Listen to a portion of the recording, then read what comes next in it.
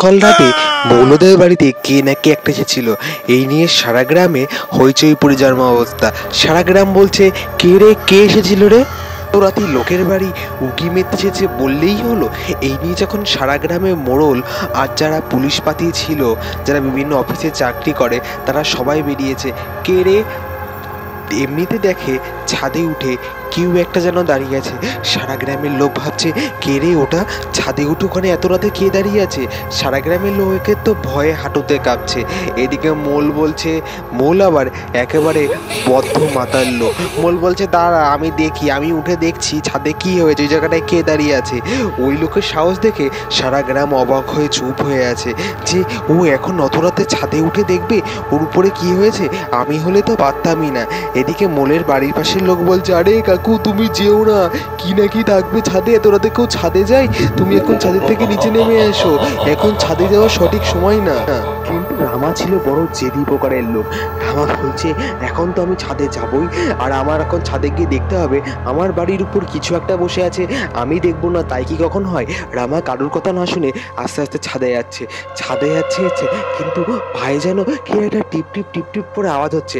রামা বোঝার আগেই সবার আগে ছাদে চলে যায়। ছাদে গিয়ে দেখে কোনো একটা লোক তার দিকে তাকিয়ে আছে, আর ছাদের থেকে জোরে চিৎকার আসে, মা মা।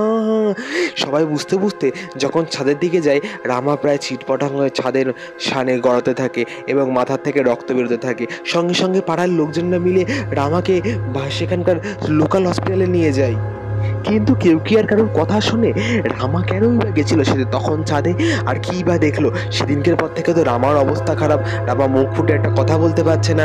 এদিকে তো রামার বউ কান্নাকাটি করছে। রামার বউ কান্নাকাটি করতে পাশের পাড়ার এক ওঝার কাছে গেছে। বলছে, ওঝাজি আমার বাড়ির এই কি অবস্থা হলো, আমার এখনো 3 ছেলে মেয়ে, ওদের বিয়ে হয়নি, আমার কি বাড়িতে কখনো সুখ শান্তি ফিরে আসবে না?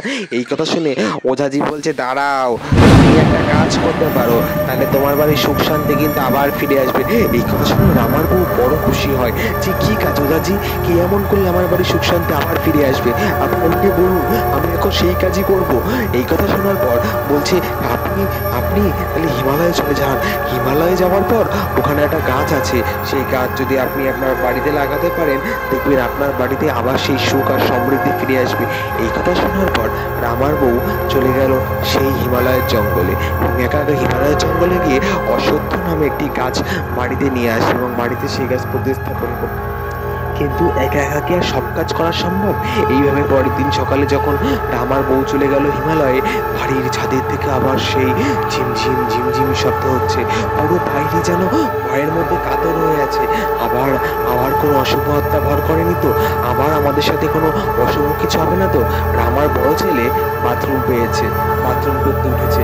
বাথরুম করতে যখনই উঠবে, রামার বড় ছেলে ছাদের থেকে আবার পড়ে গেছে। পুরো বাড়ির শব্দ যেন পুরো ছাদে, কিন্তু কেউ একবারও রামার বড় ছেলেকে তুলেও থাকলো না। ওনারে, তোর কি হয়েছে, তোর কি হয়েছে? রামার যে বড় ছেলে ছিল তার ওয়াইফের নাম হচ্ছে নন্দী।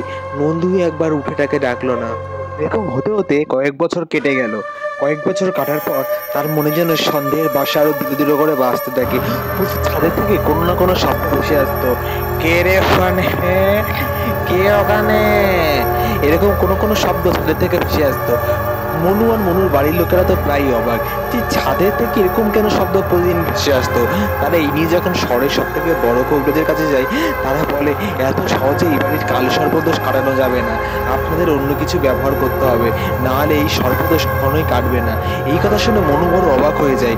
বলে, এখন কি আমাদের কি কোনো উপায় নেই নাকি? এখন কি আমাদের কি সারা জীবন কিভাবেই থাকতে হবে? এই কথা বড় অবাক লাগে মনুর। মনু বলে, আচ্ছা আমি দেখছি কি করা যায়।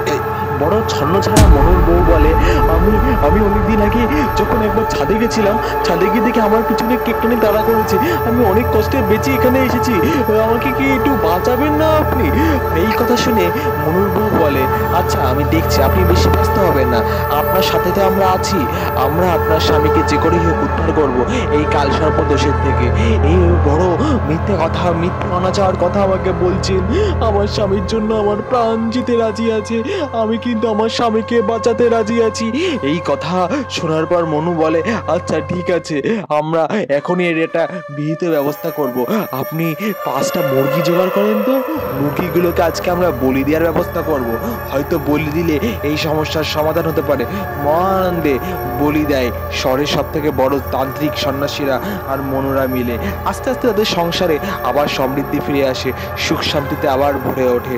তারা যে সমস্যায় ভুগছিল, কোনো অশরীরে আত্মা তাদের ছাদে যেমন ভর করেছিল, সেই আত্মাও আস্তে মুক্তি পায় বলি দেওয়ার ফলে। তাদের সংসারে যেন আবার আগের মতো পুনরায় সুখ শান্তি সমৃদ্ধিতে ফিরে আসে। চ্যানেলটিকে লাইক করে অবশ্যই সাবস্ক্রাইব করে দেবেন বন্ধুরা, এরকম আরও ভূতুরে গল্প পাওয়ার জন্য। আমাদের চ্যানেলে কিন্তু নিত্য নতুন ভূতুরে গল্প এবং দেশ বিদেশের বিভিন্ন অজানা গল্প দেওয়া হয়ে থাকে।